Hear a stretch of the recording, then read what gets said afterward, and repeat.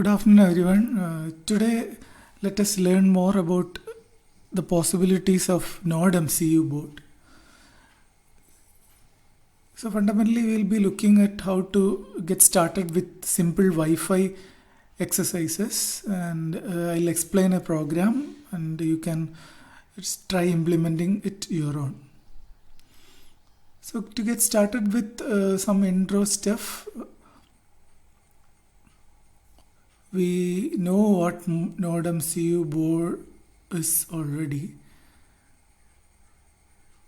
Now this slide is worth mentioning because in programs we use the Node MCU pins. It's D0 up to D10, which is actually connected to the GPIO pins of general purpose input output pins of ESP8266. So the pin mapping is given here. So just understand that. And GPIO pins are the pins to which you can attach digital inputs and outputs. And notably, there is only one analog input. So you have to use some multiplexer boards if you have more analog sensors. And other pins are required for other protocols and power supply, ground, and so on. So you have got two LEDs. One is connected to GPIO 2. So if you want to use GPIO 2 LED, you have to use D4. D4 is the thing to be used in the program if you want to access the GPIO 2 LED. And then you have another LED connected to GPIO 16. So that means GPIO 16 is D0. So in your code, if you are writing D0, it will be going to the LED connected to GPIO 16. So that's about it. So this is the actual Node MCU kind of stuff. So this is the actual Wi-Fi board. And this is its power supply regulator. Somebody was asking how it gets power. It gets power from the USB. USB gives you 5 volt. That 5 volt USB is converted into 3.3 volt by this voltage regulator. And this chip is used for having the communication as a COM port. So if you plug in, it will be showing up as a COM11, COM12 like that. So this chip is actually emulating a COM port over the serial port. So you have got flash button. This can be used as a button connected to GPIO 0. So you need not wire up any additional button to use a switch, a push button switch. One switch is already there, which is flash button. RST is for a given different purpose that you cannot use as a general purpose input. Flash button is not used normally when we program. The resetting by programming is already there, taken care by the software. In older days, we need to press the flash button to bring into the bootloader mode. Nowadays, it's not required.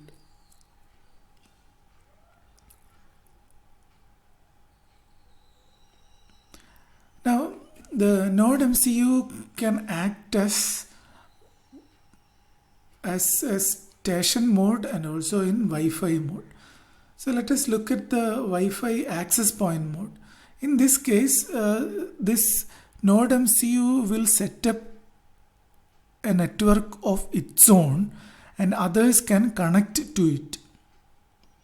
This mode of operation is known as AP mode or access point mode. Okay, so you can make other devices to connect it. So in station mode, this Node MCU can join an already existing Wi-Fi network. Suppose at your home you have a Wi-Fi network, Node MCU can be made to connect to that, or it can be made to connect to a hotspots created by a mobile phone. So fundamentally there are two modes, AP mode and station mode. So we must decide on what way you are going to configure your NodeMCU board. So sample codes, I'll give you the description link in the description for all this. So this is for making it as an AP mode. So you need to include this 8266 Wi-Fi.h, which has to be included as part of the previous lab, and then you have to set up the SSID mode and the password. So this password has to be given, and then you have to the serial.begin is given so that you can monitor the status of NodeMCU in your terminal, Arduino terminal. It's a kind of debugging method. So one issue with the NodeMCU or Arduino board, there is limited debugging capability, and the only debugging capability is through the serial monitor. Okay, so for those who do not know what is debugging, debugging is the process of tracing through the program to find out the bug in the code. So program may be working, but there may be some wrong results that you are getting. So you need to figure out where exactly it is going wrong by a process known as debugging. And debugging requires examining internal variables and so on. That is made possible by the serial monitor. So we are setting the access point SSID. Once it is done, your phone can be used to connect to it. Okay, so you can be part of this network.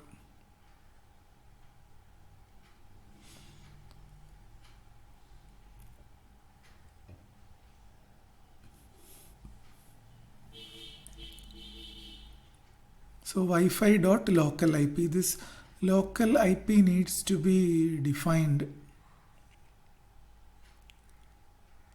Okay, so in station mode,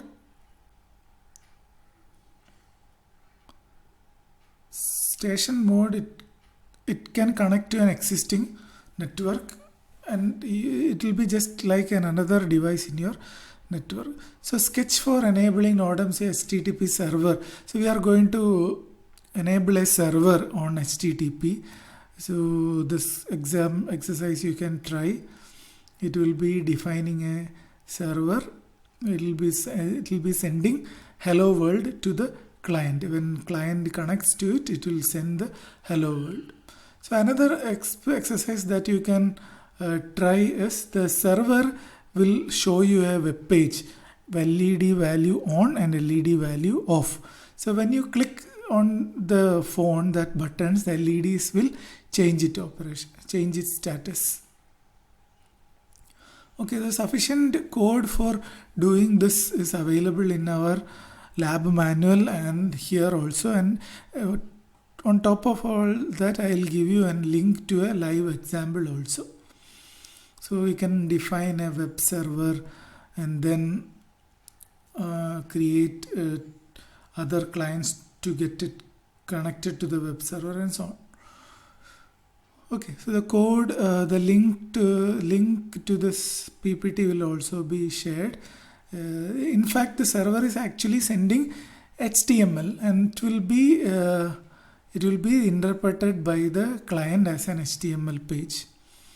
Okay, so based on the server handle, so this LED status is something which you obtain from the client. Based on the status, you write LED pin high or low in your code. The LED could be a built-in one. Now you can use it as a connection mode. In this in station mode, here we have to provide the credentials for getting attached to an existing Wi-Fi network. Okay, so that also code is defined. The link is there. You can go through this and get the details. And next level, we will have form elements and how to use the form elements with the HTML and so on. And the code explains that. So you can explore with Ajax also. So Ajax connection allows you to have asynchronous communication based on some event. When an event occurs, it automatically initiates requests. Okay. So about Ajax we will discuss in the next lab. In today's lab you need to make a LED on and off from an HTML page. So the experiment will be like this. There will be an HTML page with on and off button. When you click on off button, the LED should be off, and the other way. So that is your target for today's lab. Okay, so I'll share all the details and link in the description and also in your official email ID. Okay, thank you.